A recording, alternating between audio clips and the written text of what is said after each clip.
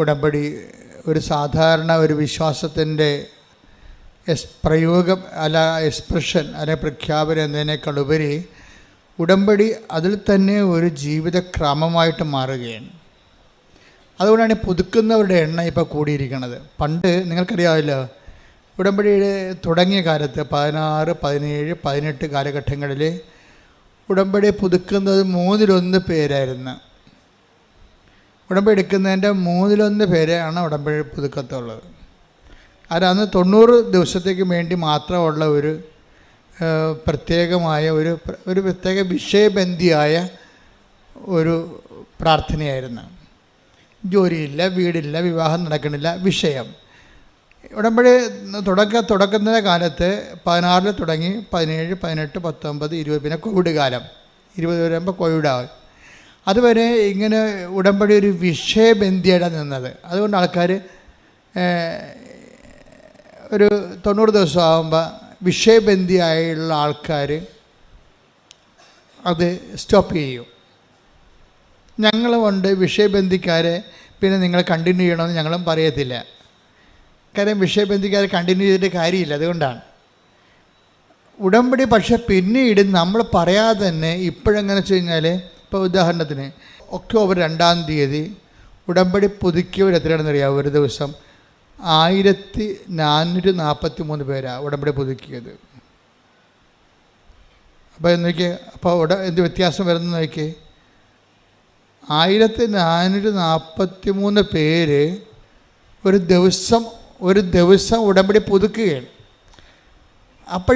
എന്താ സംഭവിച്ചിരിക്കണമെന്ന് ചോദിച്ചു കഴിഞ്ഞാൽ, ആൾക്കാർ ഉടമ്പടി ജീവിക്കാൻ തുടങ്ങിയപ്പോൾ ഈ ജീവിതത്തിൻ്റെ ഒരു പ്രൊട്ടക്ഷൻ ഭയങ്കരമാണ്, സംരക്ഷണം. അവർക്ക് ആരോ തങ്ങളുടെ കൂടെയുണ്ട്, തങ്ങളുടെ കാര്യങ്ങൾ അന്വേഷിക്കാനും തങ്ങളെ നയിക്കാനും. അമ്മയുടെ കൃത്യമായ സാന്നിധ്യം അവരനുഭവിച്ചിട്ട് ഉടമ്പടി നിലനിൽക്കുന്നതാണ് നല്ലത് എന്ന് തോന്നണം. പിന്നെ മുമ്പത്തേക്കാൾ സന്തോഷം, കുടുംബത്തിലൊക്കെ വിശുദ്ധീകരണം, വചന വായനയൊക്കെ ഉള്ളത് കാരണം നല്ല ആധ്യാത്മികമായ പരിസരം, തിന്മയിൽ വീഴാതിരിക്കാനുള്ള ഒരു സംരക്ഷണം, ആകപ്പാടെ വല്ലാത്ത ഒരു ദൈവമായ അഭിഷേകത്തിൻ്റെ ഒരു കാലം. അപ്പം അതുകൊണ്ടാണ് ആൾക്കാർ സാക്ഷ്യം പറയുമ്പോഴും നമ്മളാരും പറഞ്ഞിട്ടില്ല, അവർ തന്നെത്താൻ പറഞ്ഞാണ്, ഞാനും എൻ്റെ കുടുംബവും മരണം വരെ ഉടമ്പടി നിലനിൽക്കുമെന്ന്. കാര്യത്തിൽ ഉടമ്പടിയുടെ ഒരു സംരക്ഷണവും, അതുപോലെ തന്നെ ഏത് മേഖലയിൽ ചെന്നാലും ഏത് നമുക്ക് സഹായിക്കാൻ പറ്റാത്ത സ്ഥലത്ത് ചെന്നാലും ദൈവത്തിൻ്റെ ഒരു ഇടപെടൽ നമുക്ക് വ്യക്തമാവും. അവിടെ നമുക്ക് ചിലവൊന്നുമില്ല. ആകപ്പാടുള്ള ചിലവെന്ന് പറയണത്, ഉടമ്പടി നമുക്കുള്ള ഒരു ചിലവെന്ന് പറഞ്ഞാൽ എന്താ, വളരെ സൂക്ഷ്മതയുള്ള ഒരു ചിലവെന്ന് പറഞ്ഞാൽ, ഞാൻ നോക്കിയിട്ട് വിശ്വസ്തതയിൽ വെള്ളം ചേരുന്നുണ്ടോ എന്ന് മാത്രം നോക്കിയാൽ മതി. വേറെ ഒന്നുമില്ല, സിമ്പിളാണ്. മൊത്തം ഉടമ്പടി നമ്മൾ പഠിക്കുമ്പോഴും ആൾക്കാരെ എല്ലാ ദിവസവും ഞാൻ കാണുമ്പോഴും എനിക്ക് മനസ്സിലാകണത്, ഉടമ്പടി സിമ്പിളായിട്ട് കൈകാര്യം ചെയ്യാം. നമ്മൾ ശ്രദ്ധിക്കേണ്ട ഒരു പോയിൻ്റേ ഉള്ളൂ ഉടമ്പടിയിൽ ശ്രദ്ധിക്കേണ്ട. എന്താണ്? വിശ്വസ്തതയിൽ വെള്ളം ചേർക്കുന്നുണ്ടോ എന്ന് നോക്കിയാൽ മതി. കാര്യം ഇത് കോവനൻ്റ് ആയത് കാരണം, ഉടമ്പടി ആയ കാരണം നമുക്ക് വേണ്ടത് വിശ്വാസത്തെക്കാൾ ഉപരി എന്താണ്? പെർസ്വേറിങ് ഫെയ്ത്താണ് വേണ്ടത്. ഫെയ്ത്ത്, നമ്മൾ സാധാരണ മനുഷ്യർക്ക് ഫെയ്ത്ത് മതി. ഉടമ്പടിയിൽ വേണ്ടത് പെർസ്വേറിങ് ഫെയ്ത്താണ്. എന്ന് വെച്ച് കഴിഞ്ഞാൽ ഇങ്ങനെ പിന്തുടർന്ന് നിലനിൽക്കുന്ന ഫെയ്ത്താണ്. എൻഡ്യൂറിങ് ഫെയ്ത്ത് എന്ന് എന്ത് വേണമെങ്കിൽ പറയാം. അതായത് നിലനിൽക്കുന്ന ഒരു വിശ്വാസം. വിശ്വാസത്തിനൊരു കുഴപ്പമുള്ളതെന്ന് വെച്ച് കഴിഞ്ഞാൽ, അല്പവിശ്വാസമൊന്ന് ഈശോ ഒരു തരം ബ്രാൻഡ് ചെയ്തിട്ടുണ്ട്. ചില വിശ്വാസം ഈശോ വന്നപ്പോഴാണ് ബ്രാൻഡിങ് ഭയങ്കരമായത്. പണ്ട് എല്ലാം വിശ്വാസമാണെന്ന് പറഞ്ഞ ആൾക്കാർ ഇരിക്കുകയായിരുന്നു. യഹൂദന്മാർക്ക് അങ്ങനെ ഒരു ധാരണയായിരുന്നു, വിശ്വാസം എല്ലാം വിശ്വാസമാണെന്ന്. ഈശോ വന്നപ്പോൾ വിശ്വാസത്തിൻ്റെ ഗ്രേഡ് ബ്രാൻഡ് ചെയ്ത്, എന്നിട്ട് ഈശോ പറഞ്ഞു, അല്പവിശ്വാസി, നീ സംശയിച്ചത് എന്തിന്? അപ്പോൾ വലിയ അടുത്തുള്ള അരുമ ശിഷ്യനാണ്, അവൻ്റെ കയ്യിൽ നിന്ന് കൈവിട്ടു പോയി. ഒരു നിമിഷം അവൻ സംശയിച്ചു പോയി. അപ്പോൾ ഉടനെ അടുത്ത് നിൽക്കുന്നത് ആരാണ് എന്ന് മറന്നുപോയി. ക്രിസ്തുവിനേക്കാളുപരി കടലിനെ കണ്ട് അവൻ പേടിച്ചു പോയി. അപ്പോൾ ക്രിസ്തു നിൽക്കുന്ന കാര്യം മറന്നിട്ട് അവൻ്റെ അനുഭവം കാരണം അവൻ പെട്ടെന്ന് സംശയിച്ചു പോയപ്പോൾ അവൻ താഴേക്ക് പോയി. അപ്പോഴാണ് കൈ നീട്ടിക്കൊണ്ട് കർത്താവ് പറയുന്നത് അല്പവിശ്വാസി. That means short time faith. Short time faith എന്ന് വെച്ച് കഴിഞ്ഞാൽ ആൾക്കാരുടെ കൂട്ടത്തിലുള്ള ഒരു ബ്രാൻഡഡ് ഫെയ്ത്താണ് ഷോർട്ട് ടൈം ഫെയ്ത്ത്. എന്ന് വെച്ച് കഴിഞ്ഞാൽ കുറച്ച് കാലത്തേക്ക് വിശ്വസിക്കുന്നു.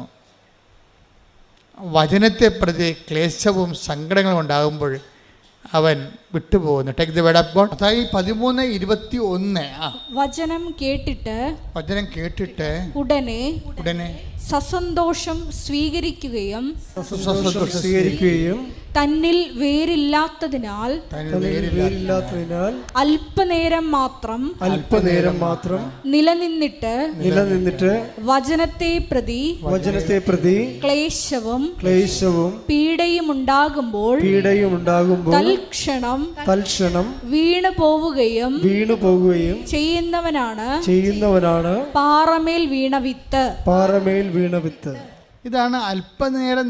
എന്താണ് അല്പവിശ്വാസി എന്ന് വെച്ച് കഴിഞ്ഞാൽ ഇത് കണക്ട് ചെയ്യണത് പത്രോസിൻ്റെ കടലിൽ മുങ്ങിത്താഴുന്നതുമായിട്ട് ബന്ധപ്പെട്ടതാണ്. കാര്യം ഈശോ എന്താ പറഞ്ഞത്?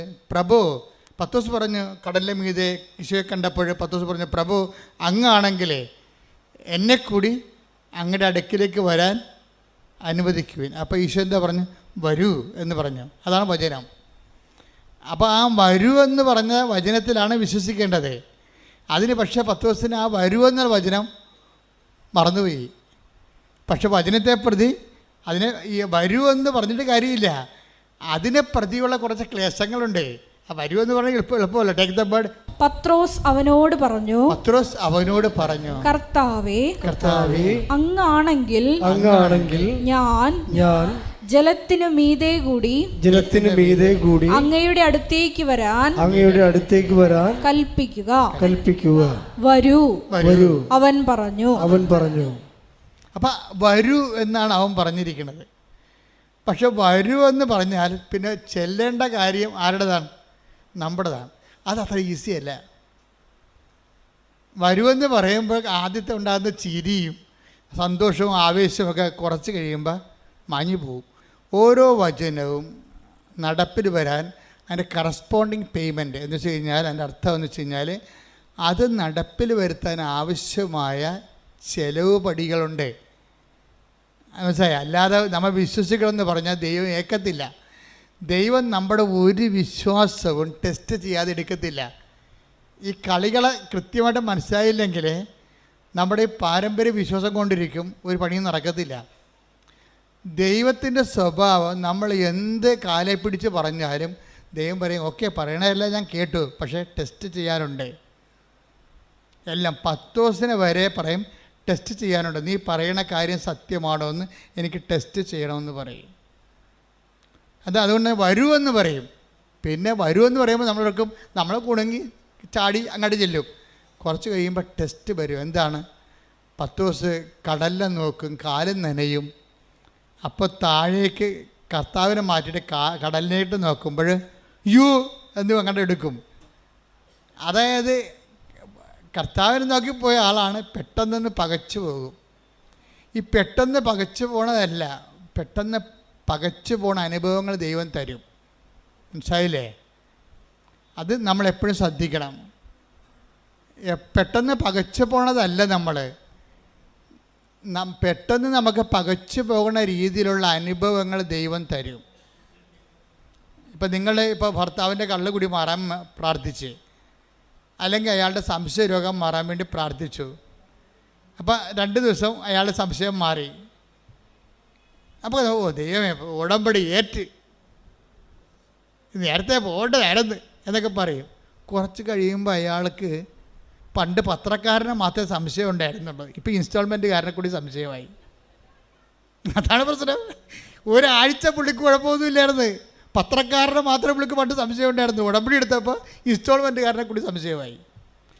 പകച്ചുപോയി നമ്മൾ പെട്ടെന്ന്. അപ്പോൾ എന്ത് ചെയ്യും?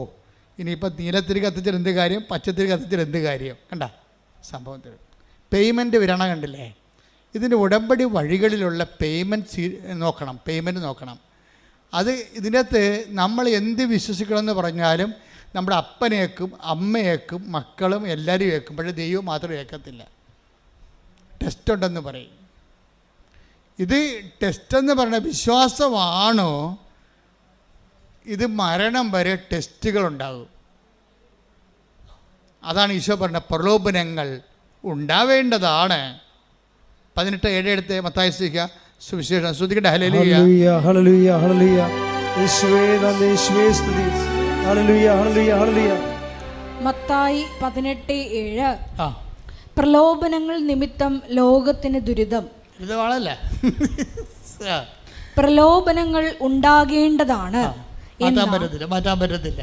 പ്രലോഭനങ്ങൾ നിമിത്തം ലോകത്തിന് എന്ന് പറഞ്ഞ പ്രലോഭനങ്ങൾ നിമിത്തം ലോകത്തിന് ദുരിതം. അല്ല, പ്രലോഭനം നല്ലതല്ല, ദുരിതം തന്നെയാണ്. അതിതുപോലെ ഇടയ്ക്കേടെ നമ്മൾ അപ്രതീക്ഷിതമായിട്ട് നമ്മൾ വിചാരിക്കുമ്പോൾ, ഉടമ്പടി എടുക്കുമ്പോൾ, ഉടമ്പടി ജീവിക്കുമ്പോൾ നമ്മൾ പ്രതീക്ഷിക്കുന്ന ഒരു പ്രതീക്ഷ ഉണ്ടല്ലോ, ഈ പ്രതീക്ഷ ചില സമയത്ത് നേരെ കടകവിരുദ്ധമായിട്ട് സംഭവിക്കും. ഇതാണ് പ്രലോഭനം എന്ന് പറയുന്നത്. പ്രലോഭന നിമിത്തം എന്താ സംഭവിക്കണത്? ലോകത്തിന് നമുക്ക് ദുരിതം. അതാ ഒന്ന് പറഞ്ഞേ, പ്രലോഭനങ്ങൾ നിമിത്തം ലോകത്തിന് ദുരിതം. പ്രലോഭനങ്ങൾ ഉണ്ടാകേണ്ടതാണ്. അയ്യോ, ഇത് കണ്ട, ഇത് ഇൻഡിസ്പെൻസിബിൾ ആണ്. അതായത് അച്ഛനായാലും കത്തനായാലും കപ്പേരായാലും കർദിനാളായാലും സംഭവം മാറ്റാൻ പറ്റത്തില്ല. എന്താ കാര്യം? ഇതുള്ളതാണ്. ഇതിൻ്റെ ഈ ഫെയ്ത്ത് പാക്കേജിൻ്റെ കൂടെ ഉള്ളതാണ് ടെസ്റ്റ്. പ്രലോഭനം എന്ന് വെച്ചാൽ ടെസ്റ്റ്. കാര്യം നമ്മളുടെ വിശ്വാസം എന്ന് പറഞ്ഞാൽ ടെസ്റ്റ് ചെയ്യട്ടെന്ന് പറയുന്നത് ടെസ്റ്റ് ചെയ്യാതെ എടുക്കത്തില്ല. അതിന് ചിലപ്പോൾ അതിനെ പറ്റിയിട്ടുള്ള ടെസ്റ്റ് ചെയ്യാൻ പറ്റിയിട്ടുള്ള പല തരത്തിലുള്ള ഗെയിംസ് തരും നമ്മൾ ടെസ്റ്റ് ചെയ്യാൻ പറ്റിയ, അല്ലെങ്കിൽ പ്രോബ്ലംസ് തരും. നമുക്ക് അധ്യാത്മം വരുമ്പോൾ അത് പ്രോബ്ലമാണ് വരണത്. പ്രശ്നങ്ങൾ തരും ടെസ്റ്റ് ചെയ്യാൻ പറ്റിയ. ഈ പ്രശ്നത്തിൽ ഇപ്പം ഈ ദിവസങ്ങളിലൊരു സാക്ഷ്യം ഉണ്ടായി. ഒരു കായംകുളത്തുകാരാണ് സാക്ഷ്യം പറഞ്ഞിരിക്കുന്നത്. പുള്ളിക്കാരൻ്റെ സാക്ഷ്യം ഭയങ്കര രസമാണ്. പുള്ളിക്കാരനും വൈഫും ആണ് വിഷയം. എന്നു കഴിഞ്ഞാൽ അവർക്ക് 8 കൊല്ലമായി അവർ കല്യാണം കഴിച്ചിട്ട് ഇതുവരെക്കും മക്കളില്ല. ഞാൻ കത്തോലിക്കനൊക്കെയാണ്, പക്ഷേ എനിക്ക് വിശ്വാസമൊന്നുമില്ല എന്ന് പറയും. എന്തൊരു കഷ്ടമാണല്ലേ, എന്തൊരു കഷ്ടമെന്ന് വെച്ചാൽ വല്ലാത്ത കഷ്ടമാണ്. ദൈവം എല്ലാ സംവിധാനവും വിശ്വാസത്തിന് കൊടുത്തിട്ടും കോടികളും മുടക്കി അച്ഛന്മാരെയും പള്ളികളെയും എല്ലാം സ്ഥാപിച്ചിട്ടും കുറേ ആൾക്കാർക്ക് വിശ്വാസമില്ലെന്ന് പറഞ്ഞാൽ അത് അയാളുടെ മാത്രം ഫോൾട്ടാണ്, ദൈവത്തിൻ്റെ അല്ല. ദൈവം എല്ലാ സാഹചര്യവും ഉണ്ടാക്കിയിട്ടുണ്ട്. അയാളുടെ സാഹചര്യത്തിനും വേണ്ടിയോ അല്ലെങ്കിൽ മറ്റുള്ളവരുടെ മുമ്പിൽ കേമത്വം നടിക്കാനോ അത് സ്വന്തമായിട്ട് എടുത്തിട്ടുള്ള കാര്യങ്ങളാണത്. അതിൻ്റെ അകത്ത് ആർക്കും പങ്കില്ല. കാര്യം ദൈവം ഇപ്പം ഞങ്ങളെപ്പോലെയുള്ള ഒരു ഫുൾ ടൈമേഴ്സാണ്. ഒരു സഭയിലും കാണത്തില്ല ഫുൾ ടൈമേഴ്സ്. കാത്തലിക് പ്രീസ്റ്റ് ഞങ്ങൾ ഫുൾ ടൈമേഴ്സാണ്, സിസ്റ്റേഴ്സും ഫുൾ ടൈമറാണ്. ഈ ഒരു വിശ്വാസത്തിന് വേണ്ടി ജീവിതം വീട്ടിൽ നിന്ന് ഇറങ്ങി പോകുന്ന ആൾക്കാരാണ്. വീട്ടിൽ നിന്ന് ഇറങ്ങി ഒരു ജന്മം മൊത്തം പോയി പഠിച്ച് തിരിച്ച് നിങ്ങളടുത്ത് വരുമ്പോൾ സഭയുടെ ചിട്ടവട്ടങ്ങൾ ബിഷപ്പൊക്കെ എന്നാ പറയണമെന്ന് കേട്ടിട്ട് അതനുസരിച്ച് അനുദിനം ജീവിക്കുന്ന ആൾക്കാരാണ്. ഞങ്ങളുടെ ഇടയിൽ ആർക്കെങ്കിലുമൊക്കെ എന്തെങ്കിലും ഷോർട്ട് കമ്മീസ് വല്ലപ്പോൾ ഉണ്ടാകും. അത് 100-ൽ ഒരാൾക്കാർ 1000-ൽ ഒരാൾക്കാരുണ്ടാവും. അത് കുറച്ച് കഴിയുമ്പോൾ അവർ തിരുത്തും. അത് മനുഷ്യന്മാരായ ചിലപ്പോൾ തെറ്റൊക്കെ വരും, അതൊക്കെ തിരുത്തും. പക്ഷേ എന്നാലും ആ ലൈഫ് കമ്മിറ്റ്മെൻ്റ് എന്ന് പറയുന്നത് നിങ്ങൾക്കറിയാമല്ലോ. ഒരു സ്ഥലത്ത് ഒരു ജീവിത രീതി ഒരാഴ്ച 1 മാസം നമ്മൾ അനുവർത്തിക്കുമ്പോൾ തന്നെ മനസ്സിലാവും എന്ത് പാടാണെന്ന്. അപ്പോൾ ഇത്രയും സംവിധാനങ്ങൾ ദൈവം നിങ്ങൾക്ക് ഉണ്ടാക്കി ഇട്ടിട്ട് അവനൊരു വിശ്വാസത്തിൻ്റെ കുടുംബത്തിൽ ജനിച്ചിട്ട് അവന് വിശ്വാസമില്ല എന്ന് പറഞ്ഞാൽ അത് അയാളുടെ മാത്രം ഉത്തരവാദിത്വമാണ്, വേറെ ആരും എൻ്റെ അത് ബാധകമല്ല. പുള്ളിയെ പറഞ്ഞ ന്യായം എന്ന് വെച്ച് കഴിഞ്ഞാൽ പുള്ളി പറഞ്ഞ ഇതാണ്, എനിക്ക് ശാസ്ത്രമാണ് വിശ്വാസം എന്നാണ്, ദൈവമല്ല. ഞാൻ എല്ലാം ശാസ്ത്രത്തിനെയാണ് അടിസ്ഥാനപ്പെടുത്തിയിരിക്കുന്നത്. അതുകൊണ്ട് ഇങ്ങനെയുള്ള സ്ഥലത്തൊക്കെ വരുമ്പോൾ ഞാൻ എന്ത് ചെയ്യുന്നറിയാമോ, ഈ തിരക്ക് കണ്ടിട്ട് അവളുടെ തലക്ക് അസുഖമായിട്ടാണ് ഇവിടെ എന്നെ വലിച്ചുകൊണ്ട് ഇവിടെ കൊണ്ടുവന്നത്. മക്കളില്ല, എന്നിട്ടും തോന്നിയ ദിവസം പറഞ്ഞുകൊണ്ടിരിക്കുകയാണ്. എന്തൊരു കഷ്ടമാണ് മനുഷ്യൻ്റെ കാര്യം. 8 വർഷമായിട്ട് മക്കളില്ല, എന്നിട്ടും ഇവിടെ കൊണ്ടുവന്ന് ഭാര്യനെ തോന്നിയ ദിവസം പറഞ്ഞുകൊണ്ടിരിക്കുകയാണ്. എന്നിട്ട് അവസാനം ഇതിവിടെ വന്നിട്ട് നോക്കി നിന്ന് ഭാര്യ പ്രാർത്ഥിച്ചെന്ന് തോന്നുന്നു. ഉടമ്പടിയൊന്നും എടുത്തില്ല, പോയി. രണ്ടും കൂടി ഉടമ്പെടുക്കാതെ പോയി. ഇവൾ ഈ തിരക്കിൽ ഈ ഭാര്യയെ ഭർത്താവിനെ ഈ തിരക്കിലോട്ട് കൊണ്ടുവന്ന കാരണം അത് പറയണേ, ഞാൻ ഓട്ടോറിക്ഷ പോലും പിടിക്കാതെ അവളെ നടത്തിച്ച് കൊണ്ടുപോയെന്ന് ഇവിടെ കലവൂര് വരെ. അതെല്ലാം കഴിഞ്ഞ് വീട്ടിൽ പോയി കഴിഞ്ഞിട്ടും മക്കളെ വേണമെന്നുള്ള ആഗ്രഹം ഭാര്യയ്ക്കുണ്ട്. ഭാര്യയ്ക്ക് വിശ്വാസമുണ്ട് അവളെ. പക്ഷേ ഈ മനുഷ്യനെ വിശ്വാസമില്ലാത്ത ആളെയും ചോന്നുകൊണ്ട് പോയാൽ വിശ്വാസം ഉള്ളവരുടെ വിശ്വാസം കൂടി പോകും. അത് കാരണം അവളെന്ത് ചെയ്യുന്നറിയാമോ, ഈ മനുഷ്യനെ ഇട്ടും ഒരു അനുഭവം കിട്ടിയല്ല, അത് കാരണം ഒളിച്ചും പാത്തും അവിടെ നിന്ന് ഉണ്ടയിട്ട് വീട്ടിൽ നിന്ന് വേറെ ഒരു ദിവസം ഒറ്റയ്ക്ക് വന്ന് ഉടമ്പടി എടുത്ത്. അപ്പോൾ അവൾക്ക് പേയ്മെൻ്റ് ആയില്ല. അതാണ് ഞാൻ പേയ്മെൻ്റ് എന്ന് പറയണത്. ഭർത്താവ് ഇവിടെ വന്ന് നോക്കിയിട്ടും തന്നെ വലിച്ച് ഇഴച്ച് വീട്ടിൽ കൊണ്ടുപോയിട്ടും പിന്നെ അവളെ ഒറ്റയ്ക്ക് വന്ന് ഉടമ്പടി എടുത്ത് നിങ്ങൾക്കറിയാമല്ല, അമ്മ സത്യമല്ലേ, ദൈവം സത്യമാകുന്ന പോലെ തന്നെ. അതുകൊണ്ട് ഇതെല്ലാം കാണുന്ന ദൈവമില്ലേ, അവൾ അത്രയും പേയ്മെൻറ്റ് അവിടെ നടത്തിയിട്ടുണ്ടെന്ന് മനസ്സിലായില്ലേ. അമ്മ എന്ത് ചെയ്യുന്നറിയാവാ, ഈ ഉപ്പ് കഴിച്ച് തിരികെ എത്തിച്ചപ്പോൾ തന്നെ ആ ആഴ്ച തന്നെ അവൾ പ്രഗ്നൻ്റായി.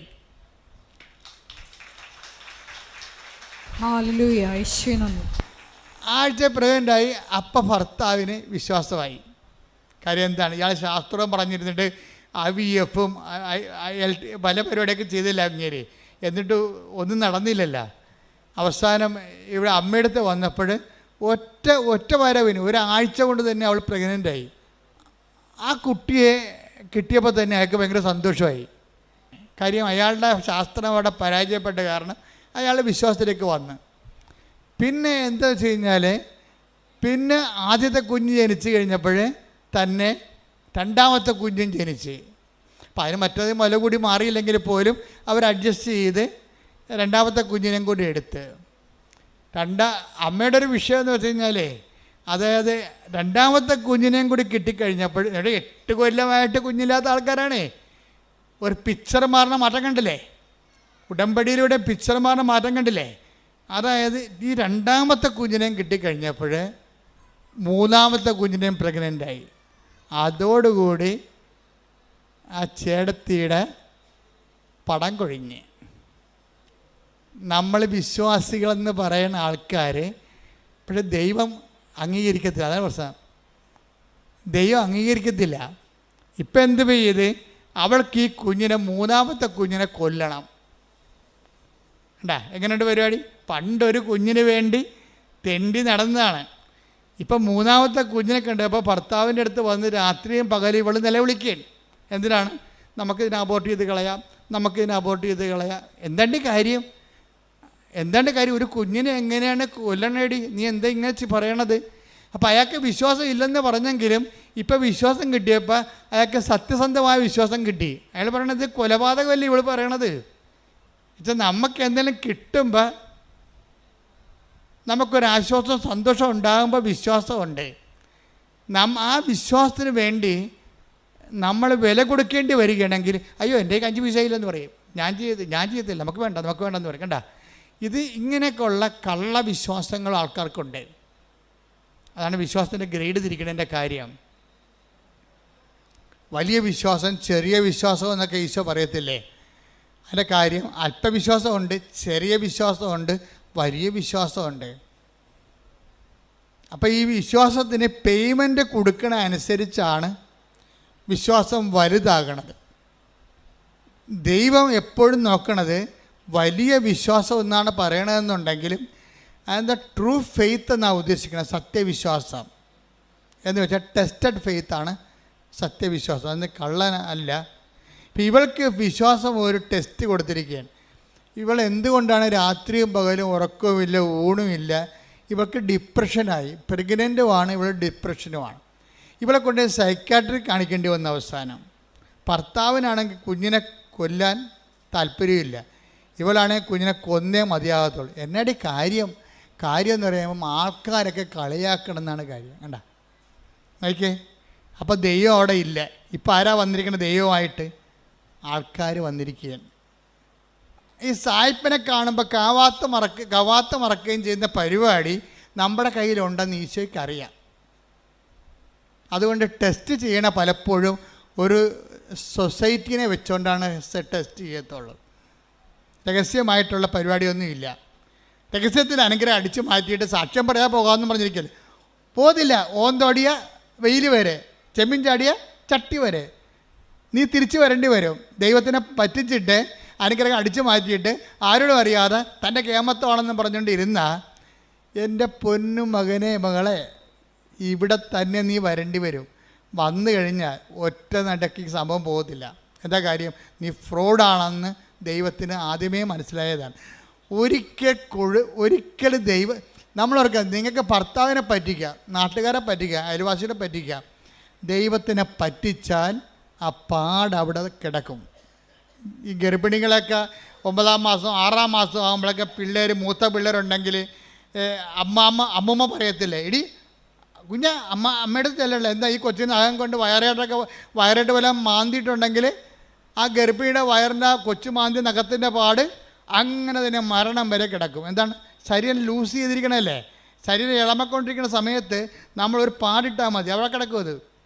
അതുപോലെ തന്നെ ദൈവത്തിനായിട്ടൊരു പണി കൊടുത്താൽ ആ പാടങ്ങനെ കിടക്കും. ഞാൻ ഇസ്രയേലിൽ ചെന്നപ്പോഴേ, കഴിഞ്ഞ ദിവസം നമ്മൾ ഇസ്രയേലിൻ്റെ ഇത്രയും യുദ്ധം ഉണ്ടെങ്കിലും കർത്താവ് നമ്മളവിടെ ധ്യാനിപ്പിക്കാൻ വിളിച്ചായിരുന്നു. ഞാനിപ്പോൾ കഴിഞ്ഞ ആഴ്ച ഈ സമയത്ത് ജെറുസലേമിൽ ധ്യാനിപ്പിച്ചുകൊണ്ടിരിക്കുകയാണ്.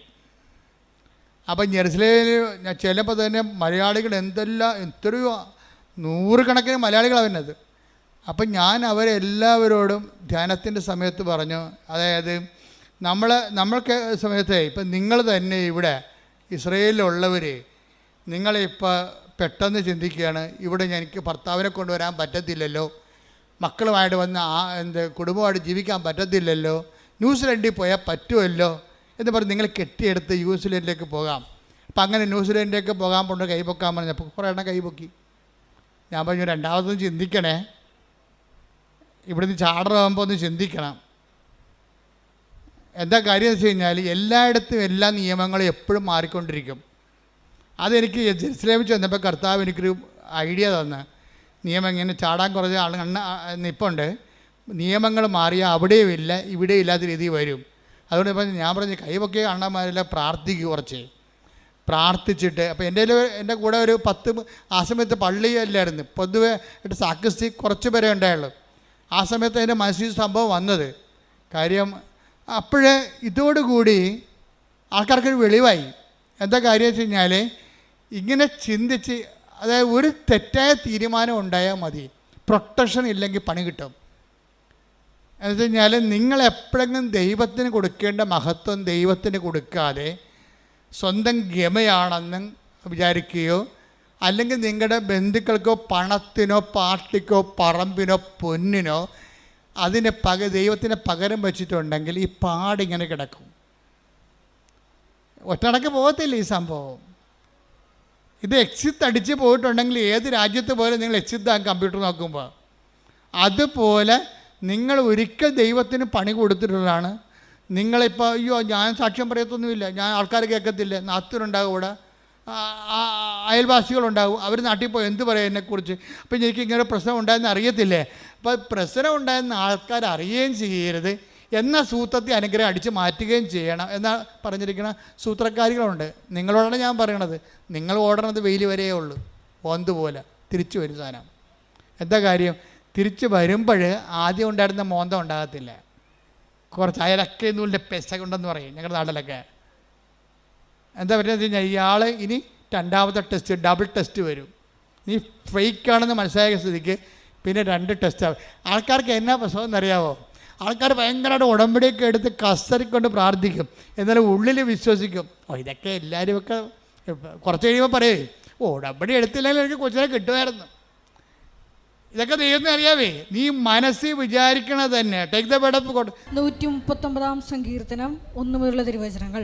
കർത്താവെ, അവിടുന്ന് എന്നെ പരിശോധിച്ചറിഞ്ഞിരിക്കുന്നു. പണിയായി. എങ്ങനെയുണ്ട്? എന്നിട്ട് പറഞ്ഞേ, കർത്താവേ കർത്താവേ, അവിടുന്ന് എന്നെ പരിശോധിച്ച് അറിഞ്ഞിരിക്കുന്നു. ഞാൻ ഇരിക്കുന്നതും എഴുന്നേൽക്കുന്നതും അവിടുന്ന് അറിയുന്നു. എന്റെ വിചാരങ്ങൾ അവിടുന്ന് അകലെ നിന്ന് മനസ്സിലാക്കുന്നു. ക്യാമറ വെച്ചിരിക്കുകയാണ് ഇവിടെ, കണ്ടതില്ലേ? ക്യാമറ ഇപ്പോഴല്ല മനുഷ്യൻ കണ്ടുപിടിച്ചത്.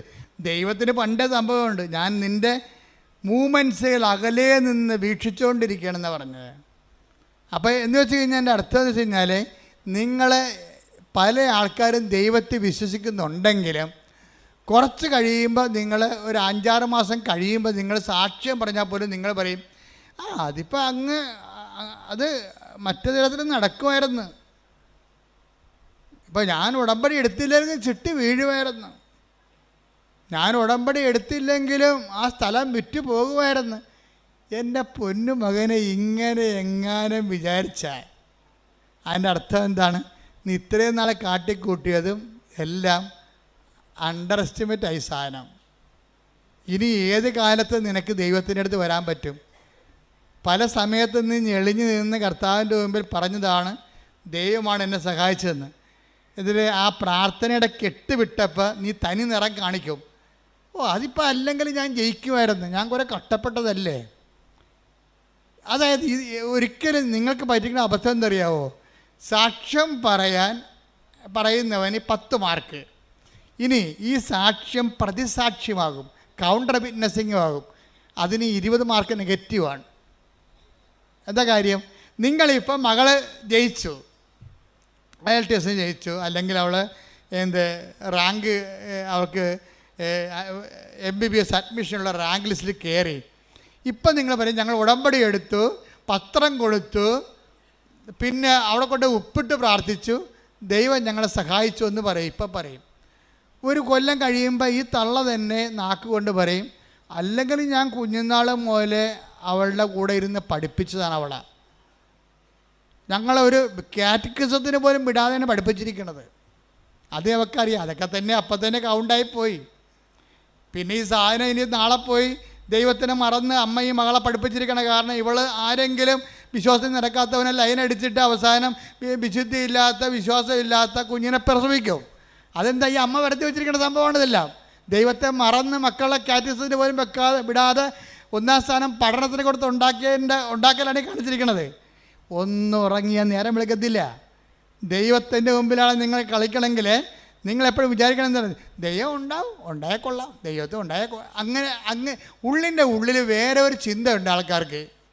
ഇത്രയും നാൾ ഞാൻ കണ്ട ആൾക്കാർക്കെല്ലാം അവർക്ക് ഒരു പ്രൈമറി ആയിട്ട് നമ്മളെയൊക്കെ ബോധ്യപ്പെടുത്താൻ വേണ്ടിയുള്ള ഒരു മനുഷ്യൻ, നമ്മളെയൊക്കെ ബോധ്യപ്പെടുത്താൻ വേണ്ടി വിശ്വാസത്തിൻ്റെ ഒരു കച്ച കെട്ടിയ ഒരു മനുഷ്യൻ, ഒരു വിശ്വാസത്തിന് മുഖം മൂടി അണിഞ്ഞൊരു മനുഷ്യൻ. യഥാർത്ഥ അത് ഈ മുഖം മൂടിയുള്ള കാരണം ദൈവം ഇവനിട്ട് പണിയോ എന്നുള്ള കാര്യത്തിൽ ഒരു ഡൗട്ടും ഇല്ല. വിശ്വാസത്തിൽ മുഖം മൂടി വെച്ചാൽ ഇന്നല്ലെങ്കിൽ നാളെ 10 കൊല്ലം കഴിഞ്ഞാൽ എൻ്റെ കുമ്പാരി നിന്നെ പണിതിരിക്കും. എന്താ കാര്യം എന്നറിയാമോ? ഞങ്ങളുടെ നാട്ടിലെ ഭാഷയാണ് ഈ കുമ്പാരി എന്നൊക്കെ ഉള്ളത്. തലതൊട്ടപ്പനാണ് ഈ കുമ്പാരി എന്ന് വിളിക്കുന്നത്. അത് വെച്ച് കഴിഞ്ഞാൽ നീ ഇന്ന് ദൈവത്തിന് കൊടുക്കേണ്ട മഹത്വം ഇപ്പം കൊടുത്തിട്ട് കുറച്ച് കഴിയുമ്പോഴത്ത് വകമാറ്റി ചെലവഴിച്ച് കഴിഞ്ഞാൽ നീ അടയാളപ്പെടുത്തും ദൈവത്തിൻ്റെ മുമ്പിലേ. എന്താ കാര്യം? പിന്നെ ആത്മവികാരങ്ങൾ വരും. ഈ സാക്ഷ്യം പറയാത്തവരോ സാക്ഷ്യത്തിൽ നിലനിൽക്കാത്തവരോ സാക്ഷ്യം പറഞ്ഞതിന് ശേഷം 6 മാസം കഴിയുമ്പോൾ പിന്നെ അത് അല്ലെങ്കിൽ നടക്കുമായിരുന്നു എന്ന് പറയുന്ന ആൾക്കാരില്ല. അവരാണ് ഏറ്റവും അപകടകാരികൾ. സാക്ഷ്യമെല്ലാം പറഞ്ഞ് ഉറപ്പിച്ചതിന് ശേഷം 6 മാസം കഴിയുമ്പോൾ തന്നെത്താൻ ചിന്തിരിക്കുകയാണ്, അല്ലെങ്കിലും ആ സ്ഥലം വിറ്റ് മാറുമായിരുന്നു. അവിടെ ബസ് സ്റ്റാൻഡ് വന്നതൊന്നും നമ്മളറിഞ്ഞില്ലല്ലോ, റിയൽ എസ്റ്റേറ്റുകാർ അറിഞ്ഞ്. അപ്പോൾ അതുകൊണ്ട് ബസ് സ്റ്റാൻഡ് വന്ന കാരണം സ്ഥലത്തിന് വില കൂടണ കാരണം നമ്മുടെ സ്ഥലം നേരത്തെ അറിയാത്ത നമ്മുടെ കയ്യിൽ നിന്ന് അടിച്ചു മാറ്റിയതായിരുന്നു. ആ സ്ഥലം ഇന്ന് നമ്മുടെ കയ്യിൽ ഉണ്ടായിരുന്നെങ്കിൽ എത്ര ലക്ഷം രൂപ കിട്ടിയാലും അപ്പോൾ എന്ത് വരും? അന്ന് നിനക്ക് ജപ്തി നടപടിയിൽ നിന്ന് രക്ഷിച്ച ദൈവം ഇപ്പം ഞൊട്ടേണ്ടി വരണം. എന്താ കാര്യം? ദൈവം നിന്നോട് എന്താ അപരാധം ചെയ്ത പോലെയാണ് ഇപ്പം നീ പറയണത്. ആ സ്ഥലം വിറ്റുപോയത് ഇപ്പോൾ 6 മാസം ഇപ്പോഴാണ് ബസ് സ്റ്റാൻഡ് വന്നത്. നമുക്ക് ഈ ബസ് സ്റ്റാൻഡ് വന്ന കാര്യം പണ്ടേ റിയൽ എസ്റ്റേറ്റുകാർക്ക് അറിയാമായിരുന്നു.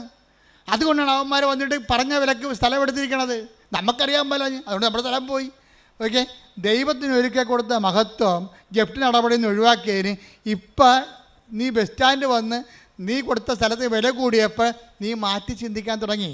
ഇതാണ് ആ കൗണ്ടർ വിറ്റ്നസ്സിങ് എന്ന് പറയുന്നത്. ഇതൊക്കെ നിനക്കറിയാം.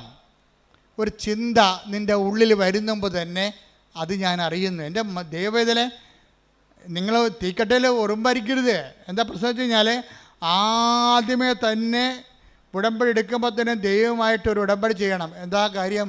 ദൈവത്തിന് കൊടുക്കേണ്ട മഹത്വം പറഞ്ഞേ. ദൈവത്തിന് കൊടുക്കേണ്ട മഹത്വം മനുഷ്യനോ മൃഗങ്ങൾക്കോ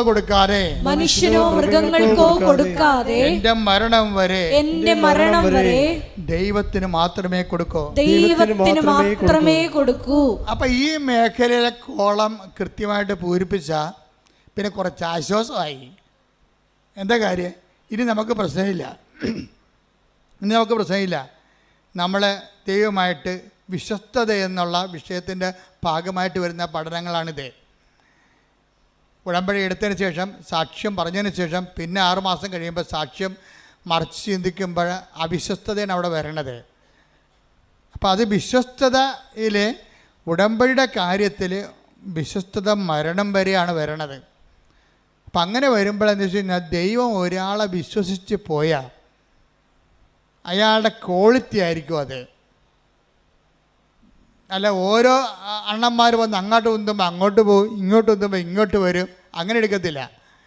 അവിടെ ക്വാളിറ്റിയാണ്. അതിപ്പോൾ ഞാൻ അങ്ങനെ ചെയ്തു പോയി, അയാളപ്പം അങ്ങനെയോട് പറഞ്ഞപ്പോൾ എനിക്ക് അതാണ് സത്യമെന്ന് വിചാരിച്ച് ഞാൻ ഈ ദൈവത്തിനെതിരെ സംസാരിക്കുന്നതിന് വെച്ച് പൊറപ്പിക്കത്തില്ല. നിങ്ങൾ എന്നെക്കുറിച്ച് എന്ത് ചുക്ക് സംസാരിച്ചാൽ എനിക്ക് പ്രശ്നമില്ല.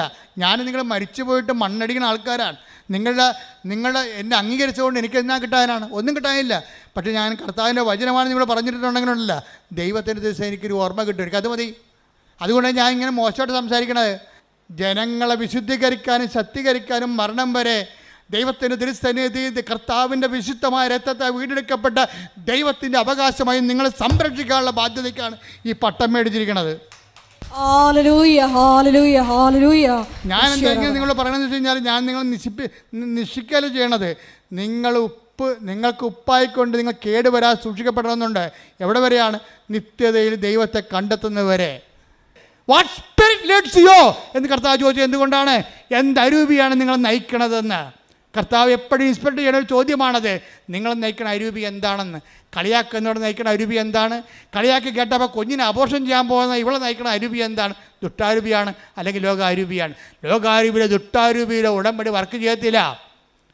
എന്താ കാര്യം? ഈ ആത്മാവിനെ സ്വീകരിക്കാൻ. Take the word of God 14:17 ശ്രദ്ധിക്കട്ടെ. ഹല്ലേലൂയ ഹല്ലേലൂയ ഹല്ലേലൂയ ഹല്ലേലൂയ യേശുവേ നന്ദി. ഹല്ലേലൂയ ഹല്ലേലൂയ ഹല്ലേലൂയ. യോഹന്നാൻ 14:17 ഈ സത്യാത്മാവിനെ സ്വീകരിക്കാൻ ലോകത്തിന് സാധിക്കുകയില്ല. ഞൊട്ടി കേട്ടില്ല സംഭവം. എന്താ സംഭവം ഇരിക്കണം ഒന്ന് പറഞ്ഞേ. ഈ സത്യാത്മാവിനെ സ്വീകരിക്കാൻ ലോകത്തിന് പറ്റത്തില്ല.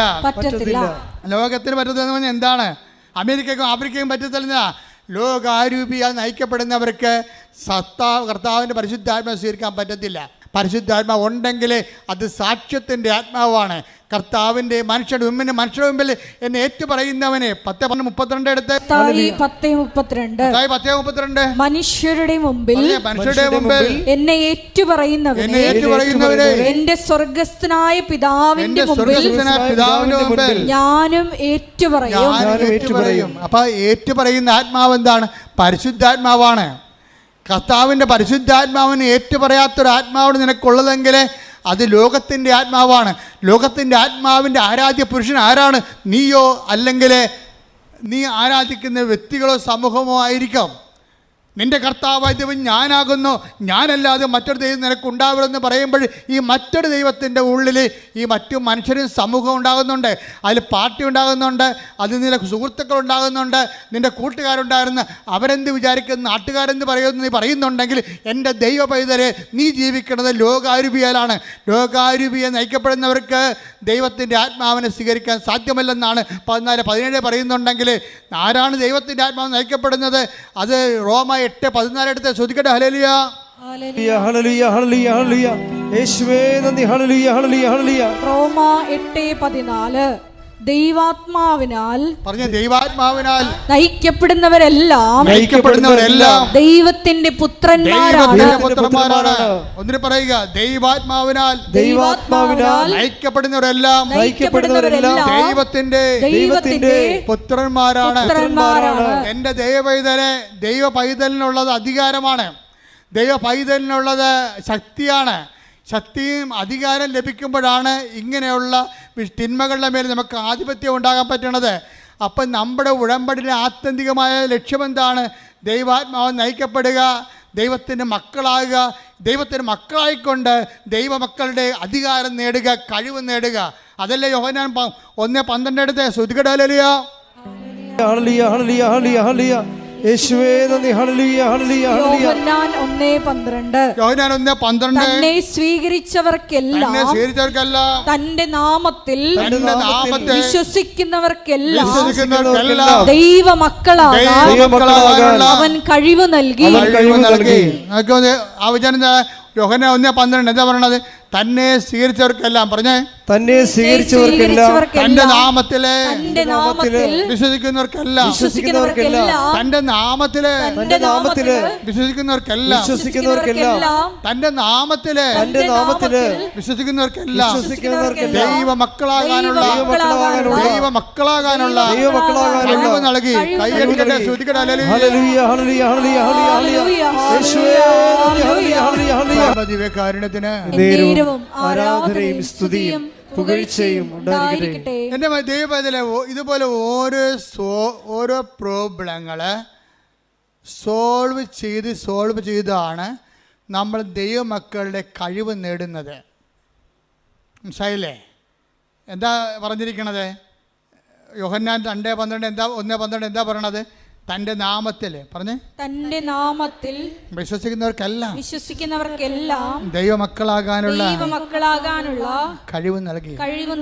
തന്റെ നാമത്തിൽ വിശ്വസിക്കുക എന്ന് പറഞ്ഞാൽ എന്താ അർത്ഥം? നമ്മളെ വിശ്വാസം എന്ന് പറയും. വിശ്വാസം എന്ന് പറഞ്ഞാൽ എന്തെങ്കിലും വിശ്വാസം അല്ലല്ലോ. ദൈവവിശ്വാസം എന്ന് പറഞ്ഞാലും ക്രിസ്തീയ വിശ്വാസത്തിൽ വരുമ്പോൾ ഒറ്റ വിശ്വാസമേ ഉള്ളൂ.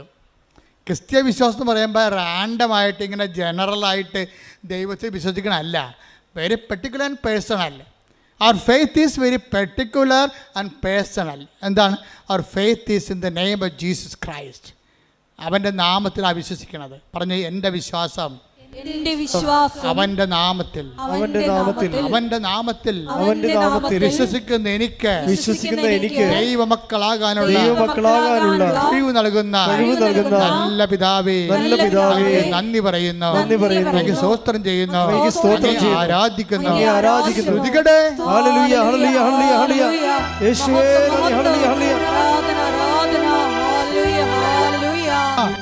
എൻ്റെ ദൈവം ഈ വിഷയത്തിൽ ഒരു ക്ലാരിറ്റി ഉണ്ടാക്കണം നല്ലതാണ്.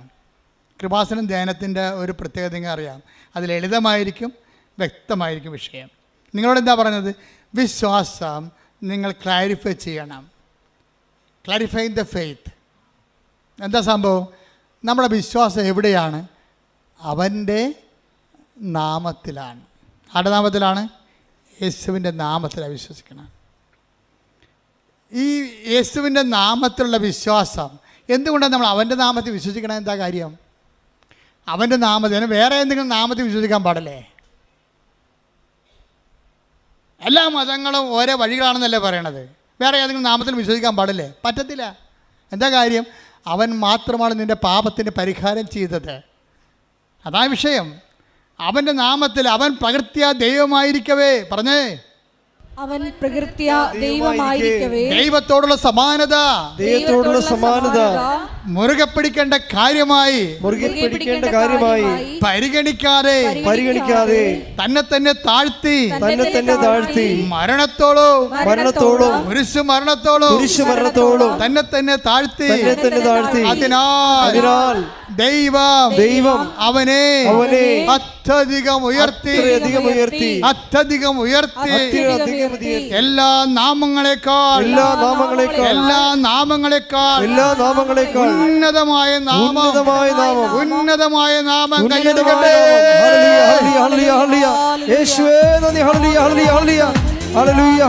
സ്തുതിയും പുകഴ്ചയും ഉണ്ടായിരിക്കട്ടെ. അതാണ് പൗലോസ് പറയണത്, ഞാൻ ആശ്രയം വച്ചിരിക്കുന്നത് ആരിലാണെന്ന് എനിക്കറിയാം. എന്താണ്?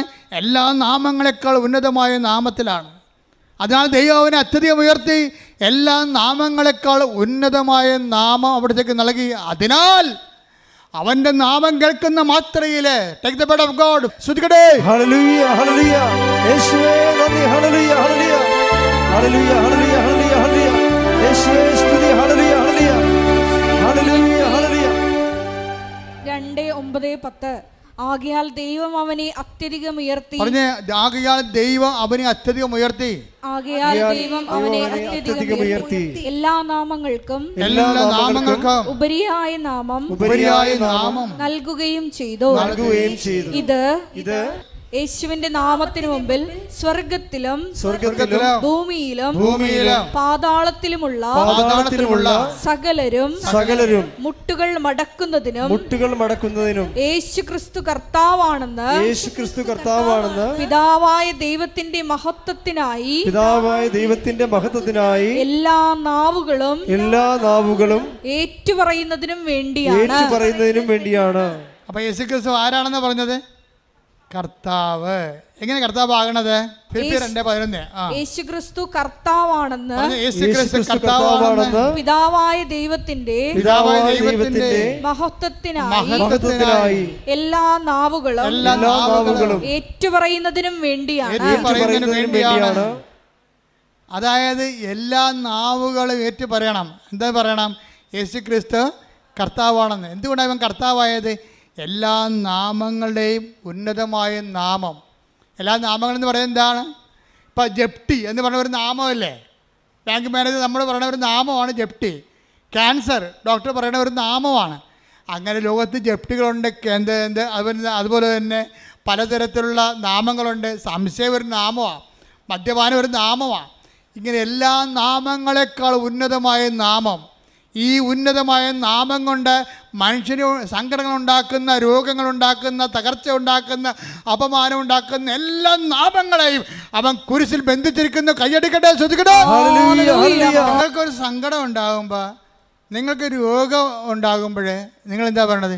യേശുവേ, യേശുവേ, എൻ്റെ കർത്താവേ, എൻ്റെ ദൈവമേ. ഏറ്റവും ശക്തമായ ഒരു സുഹൃദൈവമാണ്. എന്താണ്? എൻ്റെ കർത്താവേ, യേശുവേ, എൻ്റെ ദൈവമേ. എൻ്റെ കർത്താവേ, യേശുവേ, എൻ്റെ ദൈവമേ എന്ന് വെച്ചതിൻ്റെ അർത്ഥം എന്താണ്?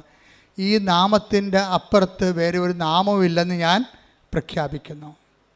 അനുഭവത്തിൽ ഈ അനുഭവങ്ങൾ തരണം എന്തിനാ? നിങ്ങളെ ഉയർത്താൻ വേണ്ടിയാണ്, അല്ല താഴ്ത്താൻ വേണ്ടിയല്ല. ഈ അനുഭവങ്ങളുടെ മെക്കാനിസം പഠിക്കണം. ഓരോ അനുഭവങ്ങളും തരണം എന്തിനാണ്? നിങ്ങളെ ഉയർത്താൻ വേണ്ടിയാണ്. പല ആൾക്കാരും അനുഭവം കൊണ്ട് താഴ്ന്നു പോവുകയാണ്. അതെന്താ കാര്യം? യേശുക്രിസ്തുവിനെ സ്വീകരിച്ചില്ലെങ്കിൽ അനുഭവങ്ങൾ കൊണ്ട് താഴ്ന്നു പോകാൻ സാധ്യതയുണ്ട്. അനുഭവങ്ങൾ എന്താണ്? അനുഭവങ്ങളിലൂടെയാണ് അവൻ ഓരോരുത്തർക്കും ഓരോ കാലം നൽകുന്നു. Take the word of God. അപ്പോസ്തലപ്രവർത്തനങ്ങൾ 17:26 ഭൂമുഖം മുഴുവൻ വ്യാപിച്ചു വസിക്കാൻ വേണ്ടി അവിടുന്ന് ഒരുവനിൽ നിന്ന് എല്ലാ ജനപദങ്ങളെയും സൃഷ്ടിച്ചു. അവർക്ക് വിഭിന്ന കാലങ്ങളും വാസഭൂമികളും നിശ്ചയിച്ചു കൊടുത്തു.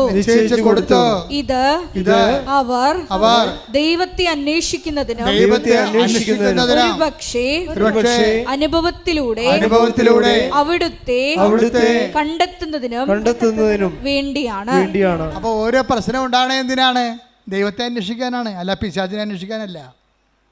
ഓരോ അനുഭവങ്ങൾ ഉണ്ടാകുമ്പോൾ ദൈവത്തെ അറിയാൻ പാടില്ലാത്തവർ ആഭിചാക്കാരെയും കുട്ടിച്ചാത്തിനൊക്കെ അന്വേഷിക്കും. എന്താ കാരണം? ദൈവത്തെ അറിയത്തില്ല. ഓരോ അനുഭവങ്ങൾ ഉണ്ടാകണേ എന്തിനാണ്? ഓരോ സങ്കടങ്ങളും പ്രശ്നങ്ങളും ഉണ്ടാകണേ എന്തിനാണ്? നിങ്ങൾ അത് ദൈവത്തെ അന്വേഷിക്കാനും അന്വേഷിച്ച് അവിടുത്തെ കണ്ടെത്താനും വേണ്ടിയാണ്.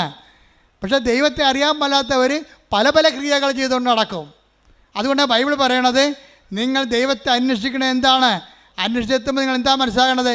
യേശു കർത്താവാണെന്ന് പ്രഖ്യാപിക്കും. നിങ്ങൾ എന്താ കാര്യം? എല്ലാ നാമങ്ങളെക്കാൾ ഉന്നതമായ നാമമുള്ളവനാണ് കർത്താവ്. അങ്ങനെ യേശു കർത്താവാണെന്ന് എന്ത് ചെയ്യണം? അധരം കൊണ്ടേറ്റ് പറയണം. മനസ്സിലായില്ലേ? ദൈവം അവനെ മരിച്ചവർ ഉയർപ്പിച്ചെന്ന് ഹൃദയത്തിൽ വിശ്വസിക്കണം. അപ്പോഴാണ് രക്ഷ ക്രിസ്തുവിനെ പ്രാപിക്കുന്നത്. മനസ്സിലായില്ലേ?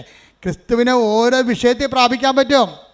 നിങ്ങളുടെ ജീവിത മണ്ഡലങ്ങളെ പ്രാപിച്ചാൽ അതിനെ ബ്ലെസ്സിങ് എന്ന് പറയും. ക്രിസ്തുവിനെ നിങ്ങളുടെ ശരീരത്തെ പ്രാപിച്ചാൽ അതിനെ ഹീലിംഗ് എന്ന് പറയും. ക്രിസ്തുവിനെ നിങ്ങൾ ആത്മാവിൽ പ്രാപിച്ചാൽ അതിനെ നിത്യരക്ഷയ്ക്ക് വേണ്ടിയുള്ള കൃപയെന്ന് പറയും. കാര്യം എന്താണ്? ക്രിസ്തു എല്ലാമാണ്, എല്ലാവരിലുമാണ്. കൊളോസ്യസ് 3:11 കൈയടിച്ച് സ്തുതിക്കട്ടെ. ഹല്ലേലൂയ, ഹല്ലേലൂയ, ഹല്ലേലൂയ, ഹല്ലേലൂയ, ഹല്ലേലൂയ. യേശുവേ നന്ദി. ഹല്ലേലൂയ, ഹല്ലേലൂയ, ഹല്ലേലൂയ, ഹല്ലേലൂയ. കൊളോസ്യോസ് 3:11 ക്രിസ്തു എല്ലാമാണ്, ക്രിസ്തു എല്ലാമാണ്, ക്രിസ്തു എല്ലാമാണ്, എല്ലാവരിലുമാണ്, എല്ലാവരിലുമാണ്. അപ്പോൾ ഇവിടുത്തെ കാത്തലിക്സ് അല്ലാത്തവരും ക്രിസ്ത്യൻസ് അല്ലാത്തവരും ഒന്നും വിഷമിക്കേണ്ട കാര്യമില്ല. നിങ്ങളുടെ കണ്ണീരിൻ്റെ കാലത്ത് നിങ്ങൾ കർത്താവിനെയാണ് വിളിക്കണത്. എല്ലാ വിഷയത്തിൻ്റെയും നാമത്തിൻ്റെയും അതിനാഥനായ കർത്താവിനെ വിളിക്കണമെന്നുണ്ടെങ്കിൽ അത് സത്യസന്ധമായിരിക്കണമെന്ന് മാത്രമേ ഉള്ളൂ. ക്രിസ്തുവിനേക്കാൾ ഉപരി, എന്നെക്കാൾ ഉപരി സ്വന്തം വീട്ടുകാരെയോ നാട്ടുകാരെയോ ബന്ധുക്കളെയോ സ്വന്തപ്പെട്ടവരെയോ സ്നേഹിക്കുന്നവർ ഐ ഡോണ്ട് വാണ്ട്, എനിക്ക് ആവശ്യമില്ലെന്ന് ഈശോ പറഞ്ഞത്. Take the blood of God. സ്തുതിക്കട്ടെ. ഹല്ലേലൂയ, ഹല്ലേലൂയ, ഹല്ലേലൂയ, ഹല്ലേലൂയ, ഹല്ലേലൂയ. യേശുവേ നന്ദി. ഹല്ലേലൂയ, ഹല്ലേലൂയ. മത്തായി 10:37 എന്നേക്കാൾ അധികം, പറഞ്ഞ എന്നേക്കാൾ അധികം, എന്നേക്കാൾ അധികം പിതാവിനെയോ മാതാവിനെയോ സ്നേഹിക്കുന്നവൻ എനിക്ക് യോഗ്യനല്ല. എന്നേക്കാൾ അധികം പുത്രനെയോ പുത്രിയെയോ സ്നേഹിക്കുന്നവനും എനിക്ക് യോഗ്യനല്ല. സ്വന്തം കുരിശെടുത്ത് എന്നെ അനുഗമിക്കാത്തവൻ എനിക്ക് യോഗ്യനല്ല. ഒരു വിഷയം അതിൽ തന്നെ കുരിശല്ല. ക്രിസ്തുവിനെ മാറ്റിക്കൊണ്ടാക്കുന്ന വിഷയത്തെ സമീപിക്കുമ്പോഴാണ് അത് കുരിശാകണത്. അതൊരു ബ്ലെസ്സിങ് ആണ്. മൂന്നാമത്തെ ഭർത്താവ്, വിശ്വാസമില്ലാത്ത ഭർത്താവിന് വിശ്വാസം കിട്ടിയപ്പോഴേ അയാൾ അത് ബ്ലെസ്സിങ് ആയിട്ടാണ് കണ്ടത്. യേശുവിനെ കർത്താവിൻ്റെ സ്ഥാനത്ത് തള്ളിക്കളയുകയും ഇവരുടെ സൗകര്യത്തിന് വേണ്ടി നാട്ടുകാരെ കർത്താവിൻ്റെ സ്ഥാനത്ത് കാണുകയും ചെയ്യുമ്പോഴാണ് യേശുവിൻ്റെ വചനത്തെക്കാൾ നാട്ടുകാരുടെ വചനത്തിന് പ്രാധാന്യം കൊടുക്കും. നാട്ടുകാരുടെ വചനത്തെ മാത്രമല്ല, പലരും പെട്ടിരിക്കണ കൂട്ടുകാരുടെ വചനത്തെ വചനം കൊടുത്തിട്ടാണ്. പലരും പെട്ടിരിക്കണത് കർത്താവിൻ്റെ വചനം നേരെ ചൊവ്വയുള്ള സംഭവമാണ്. നിങ്ങളുടെ കയ്യിൽ ഉടായ്പുണ്ടെങ്കിൽ മാത്രമേ കൂട്ടുകാരുടെ വചനങ്ങൾക്ക് പ്രാധാന്യം കൊടുക്കുകയുള്ളൂ. എനിക്ക് ഏറ്റവും പേടി ആൻറ്റിമാരെയാണെന്ന് ഞാൻ എപ്പോഴും പറയും. എല്ലാ പ്രസംഗത്തിലും പറയും ആൻറ്റിമാരെ. കാര്യം ഞാൻ അനുഭവിച്ചിട്ടുള്ളൊരു ജന്മമാണത്. നിങ്ങളുടെ പല മക്കളും വഴിതെറ്റിപ്പോയതിൻ്റെ പിന്നിൽ ഈ ആൻറ്റിമാരുടെ കൈയുണ്ട്. അവർ വഴി പിഴപ്പിച്ചിട്ടാണ്. അവർ നല്ല വാക്ക് ഒരു ശാസനം കൊടുക്കുന്ന ആൻറ്റിമാരില്ലെന്നല്ല പറയണത്. പലപ്പോഴും നിങ്ങളുടെ ശമ്പളമോ നിങ്ങളുടെ ഈ അവിടെ നിന്ന് യൂറോപ്പിൽ അവിടെയൊക്കെ വരുമ്പോൾ ഉണ്ടാകുന്ന അല്ലെങ്കിൽ നിങ്ങളുടെ നാട്ടിലെ ശമ്പളത്തിൽ നിന്ന് എന്തെങ്കിലുമൊക്കെ നക്കാപ്പിച്ച കിട്ടി വളരണ ആൻറ്റിമാരും കൂട്ടുകാരും ഒക്കെ ആയിരിക്കും നിങ്ങളെ ദൈവത്തിൽ നിന്ന് അകറ്റണത്. ഒരുവൻ്റെ ശത്രു അവൻ്റെ കുടുംബത്തിൽ തന്നെയെന്ന് കർത്താവ് പറഞ്ഞു. അതുകൊണ്ടാണ്. ശ്രുതിക്കട്ടെ. ഹല്ലേലൂയ. Take the word of God. മത്തായി 10:36 സ്വന്തം കുടുംബത്തിൽപ്പെട്ടവർ തന്നെയായിരിക്കും ഒരുവൻ്റെ ശത്രുക്കൾ. ക്രിസ്തുവിനെ നമ്മൾ അകറ്റിക്കളയുന്ന ആൾക്കാരുടെ പേരാണ് എന്താണ്? ശത്രു. അവൻ ആരായിരിക്കും? മിക്കവാറും നിങ്ങളുടെ കുടുംബത്തിൽ തന്നെയായിരിക്കും. നിങ്ങളുടെ കുടുംബത്തിൽ തന്നെയായിരിക്കും. അപ്പോൾ നിങ്ങളെന്താ ചെയ്യണം? എല്ലാ കാര്യങ്ങൾക്കും കർത്താവിൻ്റെ വചനങ്ങളുണ്ട്. ഇല്ലെങ്കിൽ അതിൻ്റെ സത്യാവസ്ഥ ആ ഒരു സാഹചര്യത്തിൽ നിങ്ങൾ എന്താണ് ചെയ്യേണ്ടതെന്ന് പറയാൻ വേണ്ടി ഞങ്ങളെപ്പോലുള്ളവർ അഭിഷേകം ചെയ്ത് വെച്ചിട്ടുണ്ട്. ഇപ്പോൾ 2 ഉടമ്പടിയൊക്കെ കഴിഞ്ഞിട്ട് 1 ഉടമ്പടി കഴിഞ്ഞിട്ടുമ്പോൾ ചില ആൾക്കാർ പോകത്തില്ല. പ്രാർത്ഥിച്ച് വിട്ടാലും പോകത്തില്ല. നിനക്കിടിയാണ്. ഞാൻ പറഞ്ഞു എന്തടി? അച്ഛാ അതെ, ഇത് അവസാനത്തെ പരീക്ഷ, ഞാൻ എഴുതണ വേണ്ടെന്നൊന്ന് പറയണം. ഞാൻ 5 എഴുതി, കാശിത്രയും പോയി, 47,000 രൂപ അല്ല 4 ലക്ഷം രൂപ പോയി. ഇനി ഒരു പരീക്ഷ കൂടിയാണ്, കാശിയും വിട്ട് തരത്തില്ല, ഞാൻ എഴുതണ വേണ്ടെന്ന് പറയണം. അപ്പോൾ ഞാൻ അവർക്ക് തട്ടുതടിച്ചും പറഞ്ഞ് നീ എഴുതടി എന്ന് പറയും. എന്താ കാര്യം? അത് അധികാരമാണ്. ഞാനത് പറയണത് എന്താണ്? കർത്താവിലാണ് പറയണത്. പിന്നെ എൻ്റെ റിസ്ക് ആർക്കാണ്? കർത്താവിലാണ്. ഞാനും അവളും കർത്താവിൽ വിശ്വസിക്കുന്നു. അപ്പോൾ കർത്താവ് തീർച്ചയായിട്ടും അധികാരം എന്ന് പറയാം. അപ്പോൾ ദൈവമക്കൾക്കുള്ള അധികാരം എന്ന് പറയുന്നത് മക്കളെ ഇനിയുള്ള കാര്യങ്ങളുടെയും കരിസ്മാറ്റിക് കാലങ്ങളിൽ നമുക്കുണ്ടായിരുന്നത് അത്ഭുതങ്ങളോ അടയാളങ്ങളോ ആണ്. ശക്തിയുടെ പ്രകടരൂപങ്ങളാണ് അത്ഭുതങ്ങളും അടയാളങ്ങൾ. പക്ഷേ ഇവാഞ്ചലൈസേഷൻ നമുക്ക് വേണ്ടത് അധികാരമാണ് വേണ്ടത്. കർത്താവിനെ അറിയാത്തവർ അറിയിക്കുന്നതിന് വേണ്ടി നമുക്ക് വേണ്ടത് അധികാരമാണ് വേണ്ടത്. എപ്പോഴും നമ്മൾ ഈ പത്രം കൊടുക്കാൻ പോകുമ്പോൾ ശ്രദ്ധിക്കണം. അത്ഭുതങ്ങളും അടയാളങ്ങളും പത്രത്തിലൊക്കെ ഉണ്ടെങ്കിലും നിങ്ങളുടെ അധികാരപൂർണമായിട്ടുള്ള വർത്തമാനമായിരിക്കും അവരെ വിശ്വാസത്തിലേക്ക് നയിക്കുന്നത്. എന്താ പറയണത്? ഇതാ സർപ്പങ്ങളുടെയും തേളുകളുടെയും ശത്രു. 10:19 ലൂക്ക 10:19 ഇതാ പാമ്പുകളുടെയും തേളുകളുടെയും ശത്രുവിന്റെ സകല ശക്തികളുടെയും മീതെ ചവിട്ടി നടക്കാൻ നിങ്ങൾക്ക് ഞാൻ അധികാരം തന്നിരിക്കുന്നു. ഒന്നും നിങ്ങളെ ഉപദ്രവിക്കുകയില്ല.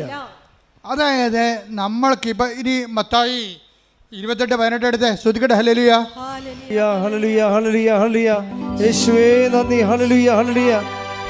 മത്തായി 28:18 യേശു അവരെ സമീപിച്ച് അരുൾ ചെയ്തു, സ്വർഗത്തിലും ഭൂമിയിലുമുള്ള എല്ലാ അധികാരവും എനിക്ക് നൽകപ്പെട്ടിരിക്കുന്നു.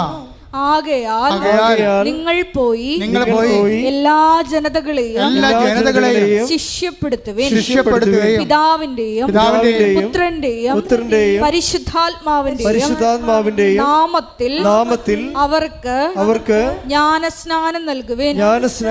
ഞാൻ നിങ്ങളോട് കൽപ്പിച്ചവയെല്ലാം അനുസരിക്കാൻ അവരെ പഠിപ്പിക്കുവിൻ.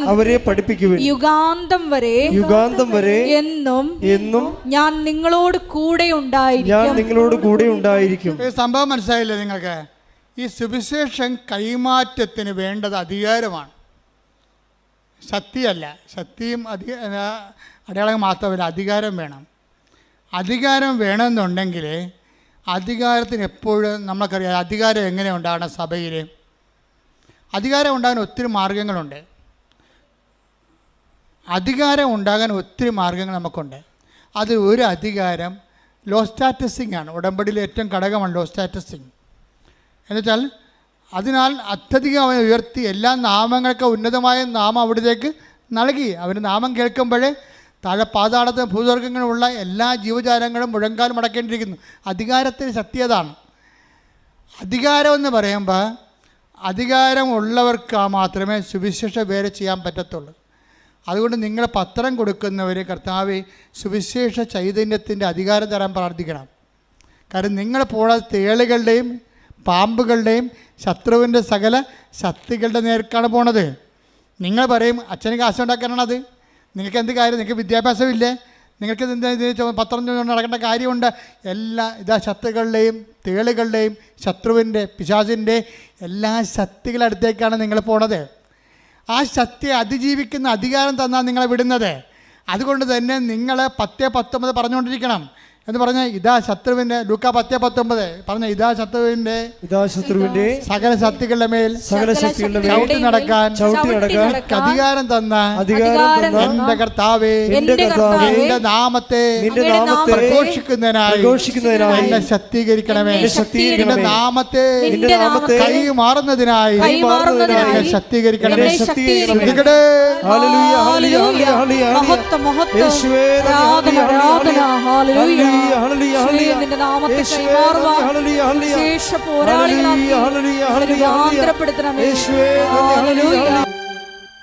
അതാ ഉടമ്പടിയിലാണ് മത്തായിയുടെ സുവിശേഷം അവസാനിക്കണത്. മത്തായിയുടെ സുവിശേഷം 28:18 അങ്ങോട്ട് വായിച്ചു ഒന്നുകൂടി. അവരെ സമീപിച്ച് അരുൾ ചെയ്തു, സ്വർഗത്തിലും ഭൂമിയിലുമുള്ള എല്ലാ അധികാരവും എനിക്ക് നൽകപ്പെട്ടിരിക്കുന്നു. അടുത്ത വാചനം. ആകയാൽ നിങ്ങൾ പോയി എല്ലാ ജനതകളെയും ശിഷ്യപ്പെടുത്തുവിൻ. പിതാവിന്റെയും പുത്രന്റെയും പരിശുദ്ധാത്മാവിന്റെയും നാമത്തിൽ അവർക്ക് ജ്ഞാനസ്നാനം നൽകുവിൻ. ഞാൻ നിങ്ങളോട് കൽപ്പിച്ചവയെല്ലാം അനുസരിക്കാൻ അവരെ പഠിപ്പിക്കുവിൻ. യുഗാന്തം വരെ എന്നും ഞാൻ നിങ്ങളോട് കൂടെ ഉണ്ടായിരിക്കും. അതാണ് 28:20. എന്താണ്? ഞാൻ നിങ്ങളോട്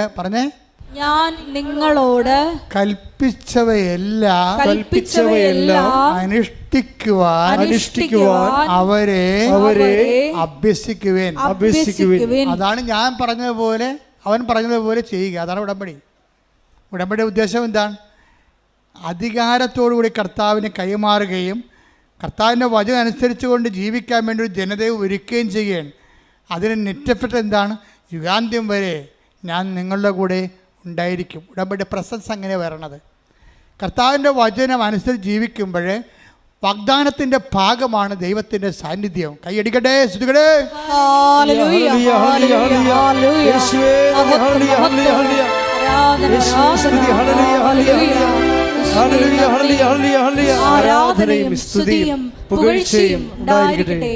ഭർത്താവ് ഇപ്പം എന്ത് ചെയ്യുന്നറിയാമോ? ഇവളെ അറിയിക്കാതെ, പണ്ട് ഇവള് ഭർത്താവിനെ അറിയിക്കാതെയാണ് ഒന്ന് ഉടമ്പടി എടുത്തത്.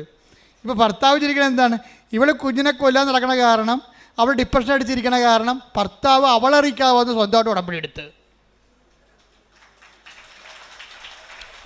ഒരു സ്റ്റോറി പോണ പോക്ക് കണ്ടില്ലേ? എന്ത് രസമാണ് കേൾക്കാൻ. എന്നിട്ട് ആ ഉടമ്പടി ഈ കുഞ്ഞിനെ പ്രൊട്ടക്റ്റ് ചെയ്യും. അവസാനം കുഞ്ഞിനെ പ്രസവിക്കും, 3ാമത്തെ കുഞ്ഞിനെ പ്രസവിക്കും. പ്രസവിച്ച് കഴിയുമ്പോൾ ഈ കുഞ്ഞിന് മൊത്തം മഞ്ഞ നിറവാണ്. ഇപ്പം കുഞ്ഞുങ്ങൾക്ക് 80% കുഞ്ഞുങ്ങൾക്ക് മഞ്ഞ നിറമുണ്ട്. ഇത് 80%, 90-97% മഞ്ഞ നിറവാണ്. അപ്പോൾ കുഞ്ഞിനെ ഉടനെ അവർ എമർജൻസി ആയിട്ട് വേറൊരു ഗവൺമെൻറ് ആശുപത്രിയിലേക്ക് ഷിഫ്റ്റ് ചെയ്യും. കൊച്ചിനെ അവിടെ കൊണ്ടുപോകുമ്പോൾ ഡോക്ടർ പറയും,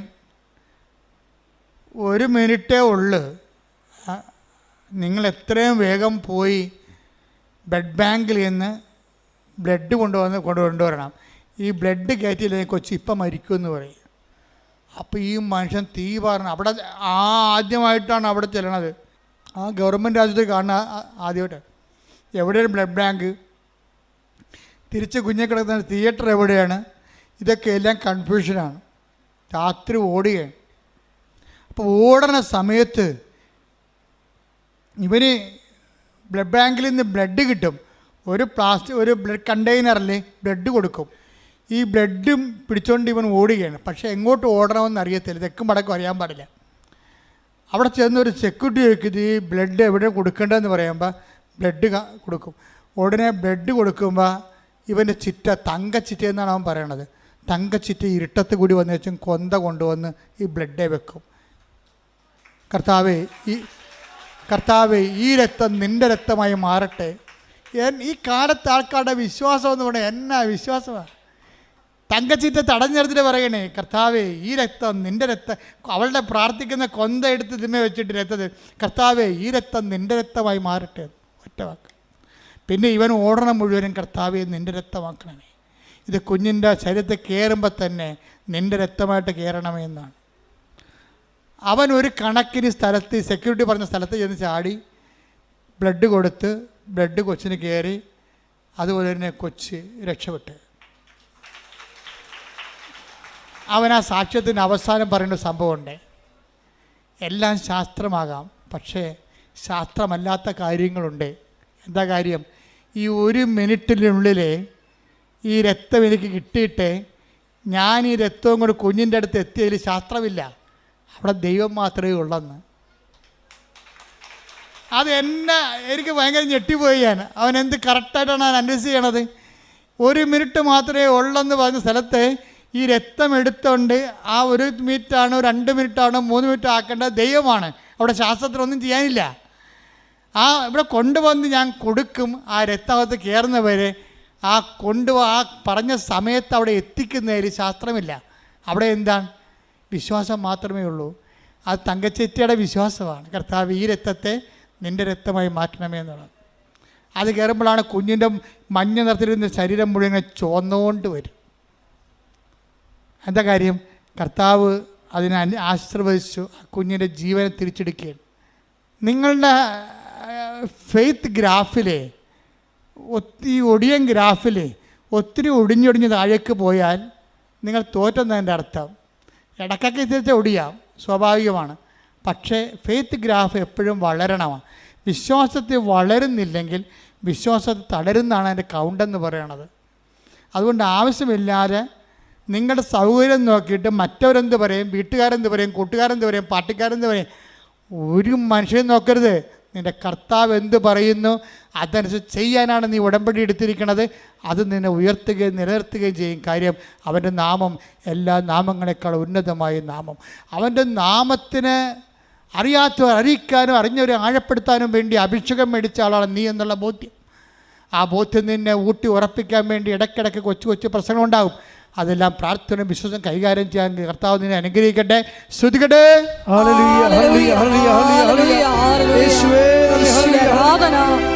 ജീവിതത്തിലെ എല്ലാ പ്രതിസന്ധി ഘട്ടങ്ങളിലും നീയാണ് കർത്താവെന്ന് ഉറക്കെ പ്രഖ്യാപിക്കുവാൻ ഈ ആരാധനയിലൂടെ ഞങ്ങളെ തിരഞ്ഞെടുത്ത് അഭിഷേകം ചെയ്യണമേ.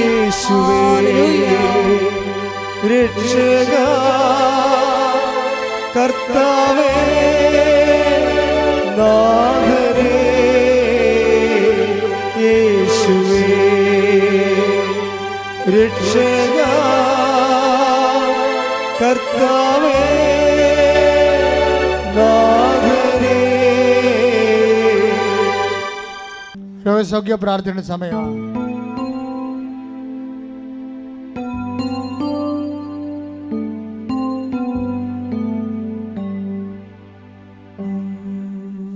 രോഗമുള്ളിടത്ത് കൈകൾ വെക്കുക. ഗുരുതരമായ രോഗമുള്ളിടത്ത് കൈവെക്കാം. കർത്താവിൻ്റെ നാമത്തിൽ പ്രാർത്ഥിക്കാൻ പോകുന്നു. തലവേദനയുള്ളവരെ നെറ്റി കൈവെക്കണം. ഉദരരോഗമുള്ളവരെ വയറിൽ കൈവെക്കണം. കരരോഗമുള്ളവരെ നെഞ്ചിൻ്റെ കൂടിനെ കൈവെക്കണം. ഹൃദ്രോഗമുള്ളവരെ ഇടനെഞ്ചിന് കൈവെക്കണം. തോൺസൈറ്റ് തൈറോയ്ഡ് രോഗികൾ തൊണ്ടയിൽ കൈവെക്കണം. സർവാംഗം കൂടുതൽ രോഗമുള്ളവരെ കൈവണച്ച് വെക്കണം. മൊത്തം കർത്താവിന് ശരീരം ഉച്ചയോടെ ഉള്ളംകാലം വരെ ഏൽപ്പിക്കണം. ഇടിമുഴക്കം പോലെ ശ്രുതിക്കട്ടെ. കർത്താവേ നിന്റെ ഉന്നതമായ നാമത്തിന് സ്വന്തം ചെയ്യുന്ന ഓൺലൈനിലുള്ളവരും പ്രാർത്ഥിക്കട്ടെ. ഓൺലൈനിലുള്ളവരും പ്രാർത്ഥിക്കട്ടെ. ശരീര രോഗങ്ങളുള്ളിടത്ത് കൈവച്ചുകൊണ്ട് പ്രാർത്ഥിക്കട്ടെ.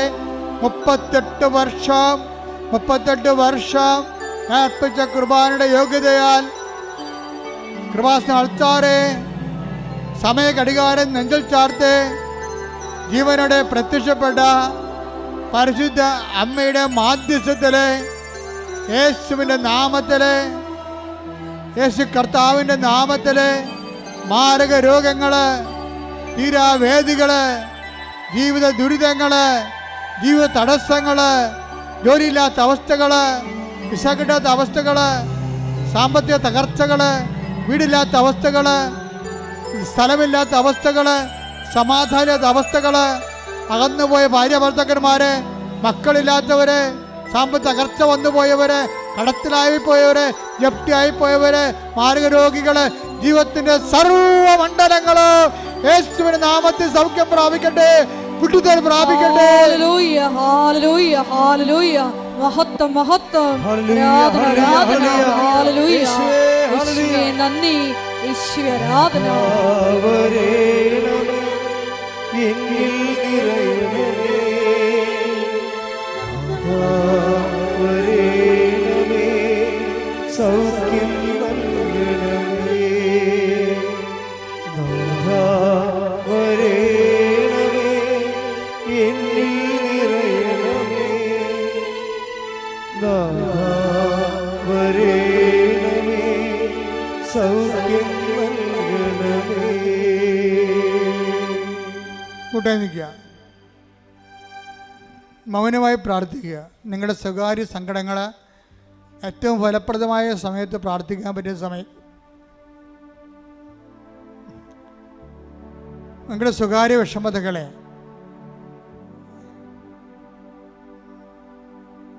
ഏറ്റവും ഫലപ്രദമായി പ്രാർത്ഥിക്കാൻ പറ്റിയ സമയമാണ് ഈ ആരാധന സമയം. അമ്മയുടെ മധ്യസ്ഥതയിൽ നിങ്ങളുടെ സങ്കടങ്ങളെ, രോഗങ്ങളെ, തടസ്സങ്ങളെ പരിശുദ്ധ അമ്മയ്ക്ക് ഏൽപ്പിക്കുക. ഡേറ്റിട്ട് ഏൽപ്പിക്കുക.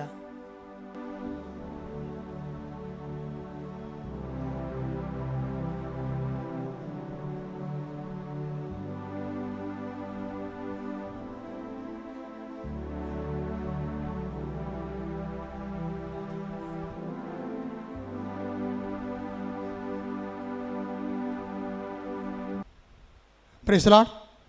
മുട്ട നിൽക്കുക.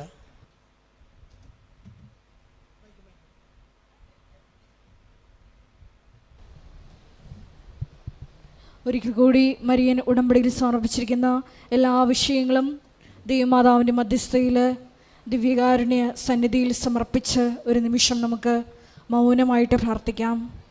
ഏത് ജീവിത സാഹചര്യത്തിലും നീയാണ് കർത്താവ് എന്ന് ഏറ്റുപറയുവാനുള്ള വലിയ അഭിഷേകം ഞങ്ങൾക്ക് നൽകണമേ എന്ന് പ്രാർത്ഥിക്കുന്നു.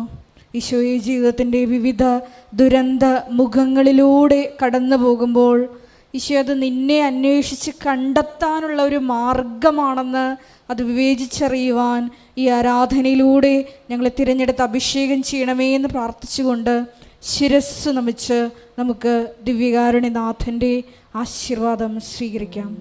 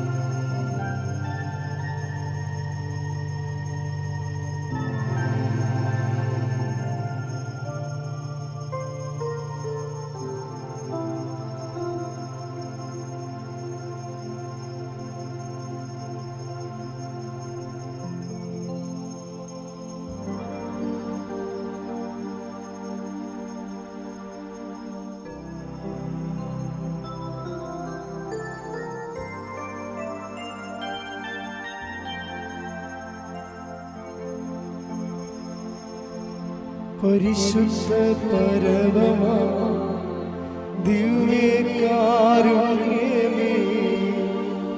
എന്നുമെന്നും അങ്ങേയ്ക്കാരാധന. പരിശുദ്ധ പരമമാ ദിവ്യകാരുണ്യമേ, എന്നുമെന്നും അങ്ങേയ്ക്കാരാധന.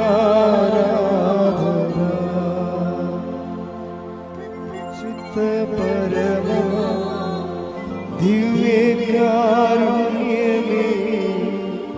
എന്നുമെന്നും അങ്ങേയ്ക്കാരാധന.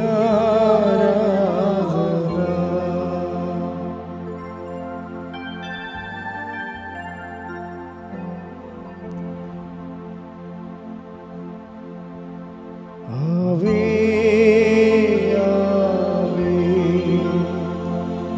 Ave Maria,